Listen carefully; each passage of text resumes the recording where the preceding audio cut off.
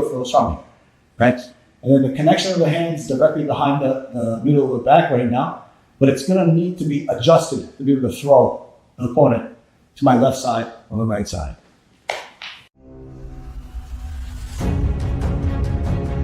We covered the Ukigoshi where we drop to a knee, but now we're going to stay standing on this Ukigoshi. It's going to be slightly different than not because people think like hip throw. And when you think hip throw, you're probably taking a martial arts class where it's like, guys try to swing a punch over here, and then you block it, and then you trap it, you go around the waist, and then you throw your hips across, and it's never worked ever with against somebody huge. Yes, a person that's completely untrained is mugging you and decides to throw a wild punch. Yes, maybe it could work in that context, but in the context of grappling somebody who has a little bit of skill, who's athletic, who's strong, it's probably not going to work. That's just my personal opinion. Maybe I'm wrong. No, so it could work really good. You have to see it though. So, we're going to be in this position, we're going to change levels, and we're going to go for this body lock here with the arm trap. Now, from this position, we're going to try to go for a Ukigoshi, but right now, because of the placement of my hand is right directly behind the spine, it's going to be very difficult for me to turn my hips and then turn in this direction. So what we're going to do from here is we're going to turn our hips here, but at the same time, we're going to try to bring this hand to this hip, right? So we'll bring this hand to this hip, and then we're going to rotate our body around the body. So now the arm stays strapped to it, and keep this arm, and now I'm sort of angled off in a way where my legs are facing in a perpendicular direction, and from here we're going to switch my hips to my leg, and then bump the backside hip. As I do so, I'm going to bump him, and then bring this elbow down, and then crowd his hips, and then throw my hips across, moving my arms this way. So we're going to go for the arm trap body lock. I'm going to use this shoulder to bump and then bring the hips to the opposite side. And now from here, we're going to switch our hips. Take them over. All right, and then use the head push thing. Back here. All right. I'm going to trap the shoulder. I'm going to use this to bump and then bring this leg onto the opposite side. And from here, we're going to swivel our hips. We're going to bump. We're going to take them over.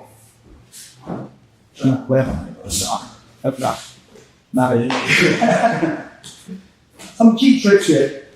When I'm trapping this, okay? As I'm going to this direction, you can sort of take this backswing here, bump, then use this leg to sort of crowd, and then try to lock the hand to the opposite hip. And we're going to use this position to kind of go into other stuff too. We can drop our hips here. Take over, we're going to go into sort of an Uchimata-like position from there as well. So we get the body lock, the hands connected, shifting the body weight around the wrist to the opposite side, crowding the hips over Ukigoshi. Sometimes it's hard to get the body lock from here, angling to the opposite side. So we're going to sort of remain in this position, and we're going to go to a front Uchimata. What we're going to do is we're going to lock our hand behind the back here, and then we're going to bring our leg through it, and we're going to hold our opponent arm, sliding up the leg and shove them onto my leg as I flex my knee to my chest. So, reaching in from here, from this way, I'm going to pull my opponent back. I'm retreating with my weight, right? So my weight shifts from the front leg to the back leg, and I'm pulling his hips towards me here, and I'm shoving this leg up this way. From here, this leg, I'm pulling him up, shoving this way.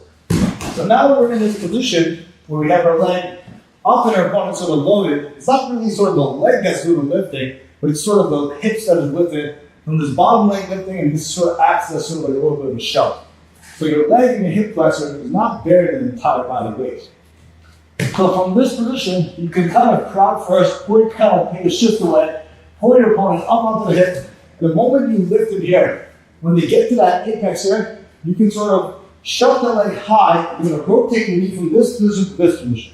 Okay, from here to here, and then this leg is going to stay up. And you're going to lever him and wheel him over that leg towards this bottom side. So from this position, I'm going to go underneath, up, and rotating the hips.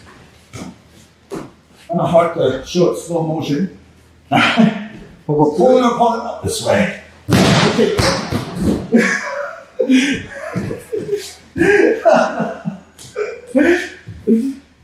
So that's going to be sort of a trick. Sometimes, you lose your balance and you drop your opponent like I did. I chose to do that as opposed to landing on my cousin. But sometimes here, right, when we get to this position, we show our legs up this way. We can also kind of use that momentum to kind of hip switch down this way to go into a fukigoshi as well. You're going to body actually up.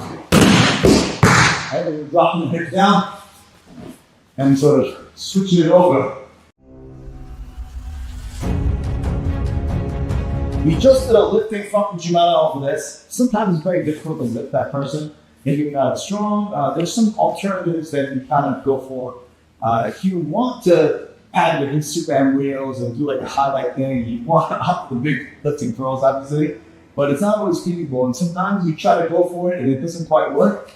You want to parlay that into sort of a 10-10 Uchimata or a leg crowding knee lever kind of a thing. This is very much so prevalent in Reiko. So when we have this hip lock towards me here, we're going to front Uchimata this here kind of a thing, but now we're going to put our leg down and we're going to lever this knee, but we're going to bring our opponent's body weight down towards this trapped arm side. And now from here, we're going to use this leg to crowd this leg. And now we have a Uchimata position. And we can elevate that leg, and we're crowding our opponent's hips. So if our opponent's leg is sort of in this way, we're trying to crowd this leg in this direction while the upper body is twisted in this way, with the arm being trapped.